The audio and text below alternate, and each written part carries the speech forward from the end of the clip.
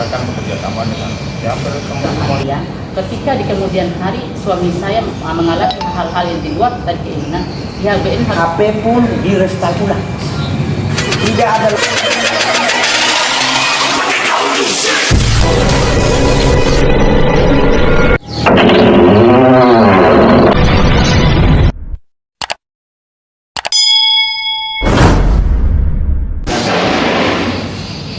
Yaitu mulai di angka 50 juta, baru berlanjut di angka 40 juta, disisakan lagi 1.824.000, ya dibobol lagi 1.500.000, bahkan sampai dibobol 200.000, ya hingga disisakan saldo 111.038. Yang bersangkutan nasabah atas nama Sidatudin sama sekali tidak pernah melakukan transaksi, tidak pernah mencairkan, tidak pernah mengeluarkan.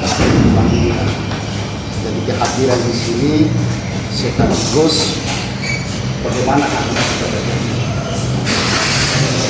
sakit pak, sakit keras istrinya yang mau karena keluarga rumah sakit Pak, karena kondisi kemarin. kondisi. Kalau Ya, boleh saya Pak. tanya, tahun pertama saldonya nggak ada itu apa? Pas malam minggu tanggal 26 Maret 2022. Kemarin hari 4 bulan. Waktu ke sini ke apa? Ya, saya berpikir mesin telepon. Di situ saya perginya mengambil uang untuk beli tiket karena memang hari Senin pagi saya sudah berada di Mataram untuk berobat lanjut karena suami itu mengalami lupus saraf sama retak tengkorak belakangnya, itu emergensi sekali Pak. Jadi melihat saldo akhir itu begitu, ya saya kaget, makanya saya cepat-cepat datang konfirmasi di sini. Saya lapor di sini sama ada petugasnya kemarin. Pas malam minggu sekitar jam 9 lewat saya datang. Iya, petugas jalan sama ada pegawai karena memang saya lihat dia sampai buka pintu bank itu, sampai dia sempat cek pengeluaran uang itu sampai dia memberitahukan bahwa uang itu keluarnya 50 juta, 40 juta, 1.500.000 itu ditransfer ke rekening bank lain. Itu penjelasan pada saat itu. Kemudian dia kasih pengarahan lagi untuk lebih jelasnya datang hari Senin DCS biar dikirim rekening orang. Nah, kemarin saya datang.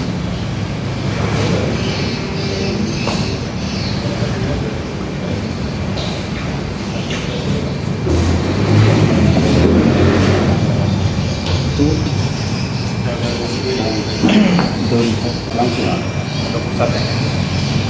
Jadi mereka akan bekerja sama dengan ya semua ini ada terlintas ini, ada dari kepolisian, ada apa semua ada di situ. Iya, intinya penjaga dari situ. Cuman ya masalahnya kan itu butuh waktu.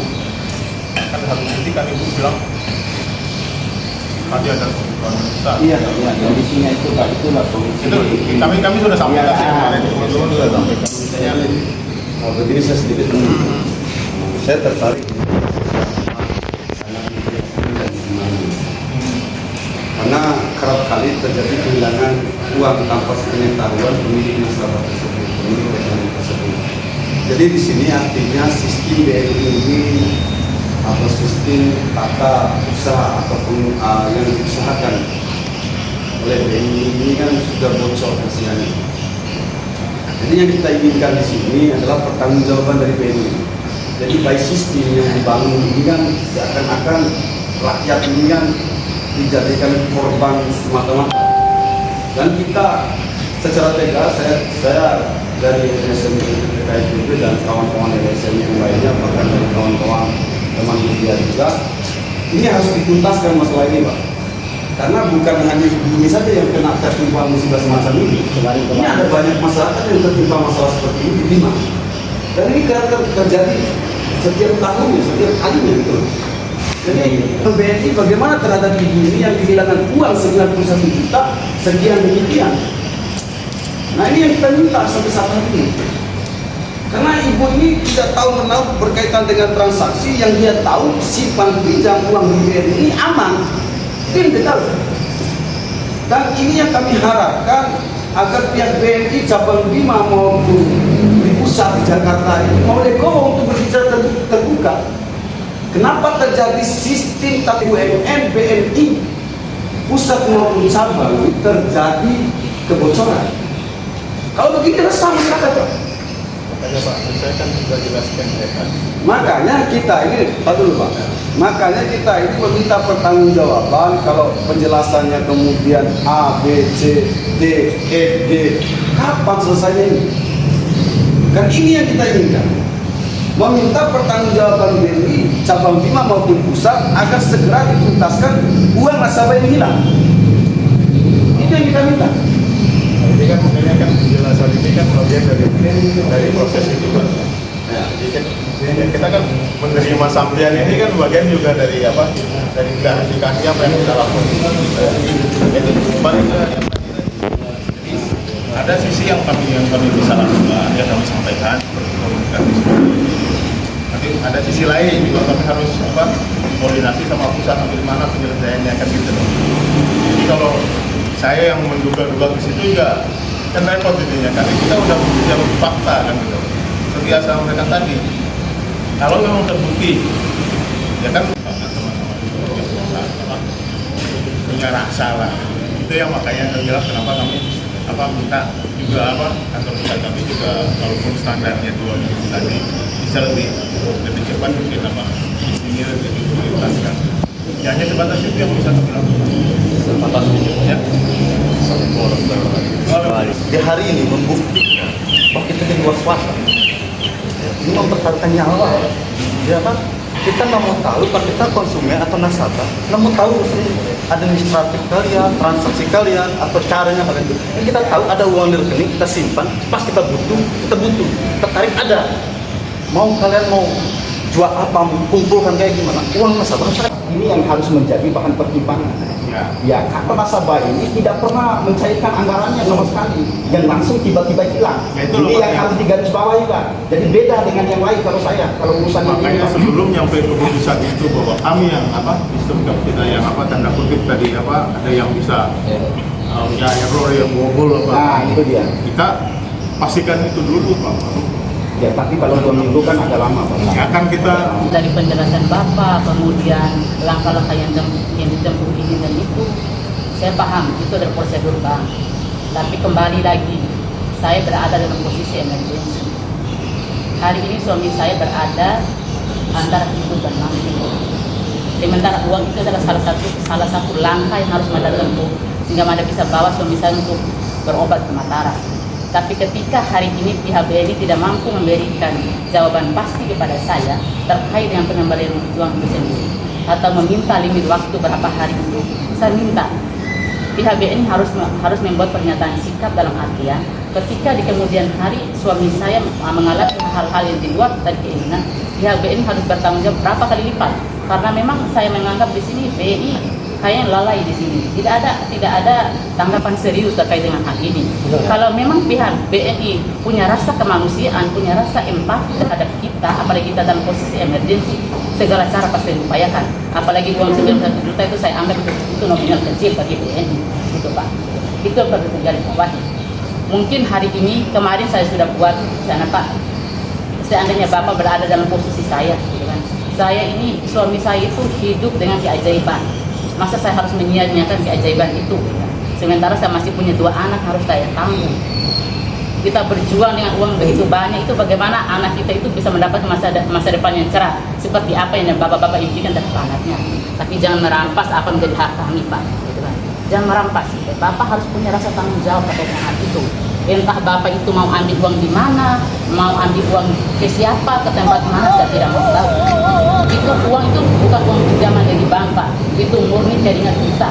Kita berjuang itu di terik matahari, kemudian bagaimana dinginnya hujan, bagaimana kerasnya angin, dan itu yang perlu dipahami. Jadi hari ini saya pertegas kembali, meskipun sampai titik darah penghabisan saya tidak pernah pulang, karena itu menyangkut hak saya Pak. Saya tidak pernah mempersulit siapapun.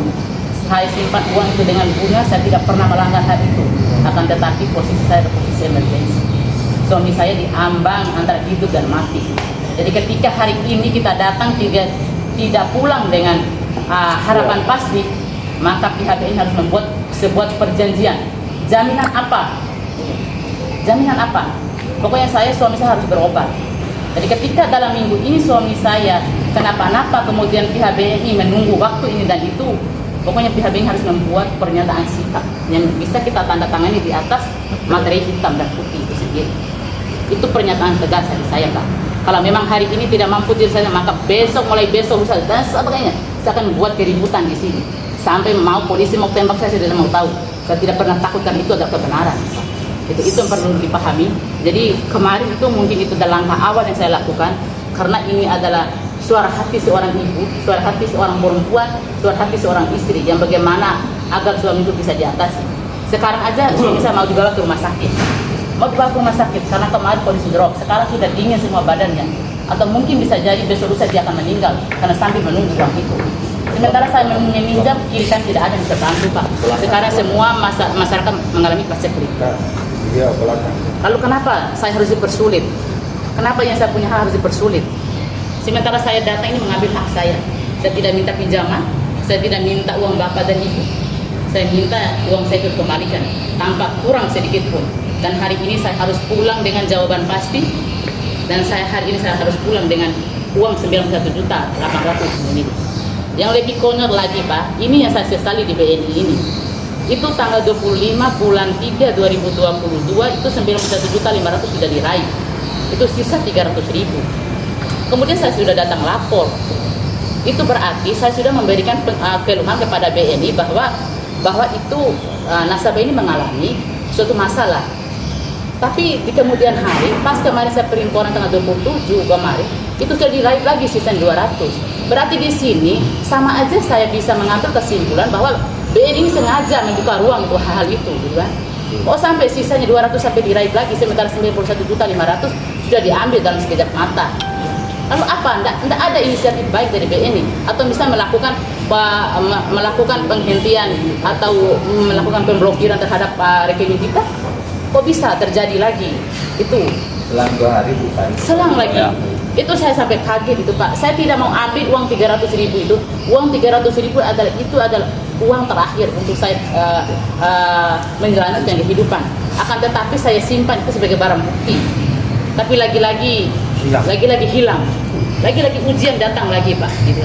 Itu saya bisa mengambil kesimpulan terakhir bahwa BNI memang sengaja membiarkan hal itu. Itu sengaja. Ini kan sudah kejahatan secara sistematis, gitu.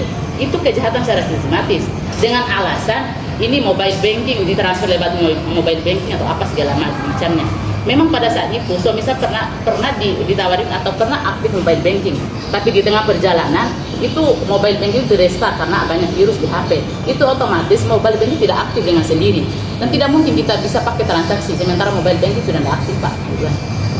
Dan tidak mungkin juga saya mengadu di sini kalau memang saya melakukan transaksi, Pak. Itu lucu sekali. Sama saja saya bunuh diri, Pak. Gitu kan. Itu logikanya. Gitu. Jadi tempat terakhir saya harus meminta pertanggungjawaban penuh adalah di BNI ini sendiri. Dan saya harus pulang dengan ATM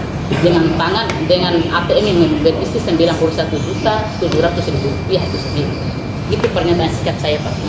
Jadi mohon dipertimbangkan. Oke lah, manajernya sudah ke Dongku, sudah bertugas dengan alasan Bapak sebagai musuh pimpinan. Mari, saya tanya kepada yang pernah nggak ada masalah seperti itu? Pernah. Ibu pernah menangani hal yang seperti itu? Tidak. Jadi berarti ibu tidak memiliki pengalaman dalam membongkar terkait dengan kasus itu. Saya mau usir enggak, tapi saya masih mikirnya masalah. Artinya, Bapak tahu nggak ada berapa bank tempat perginya uang? Saya tanya sama Bapak. Ada berapa bank? Pernah nggak disampaikan oleh teman? Ada 3 transaksi. Ada 3 transaksi. Berapa bank? Bank apa? Sudah menyampaikan memang benar pertama saya bikin rekening ditawarkan untuk mobil banking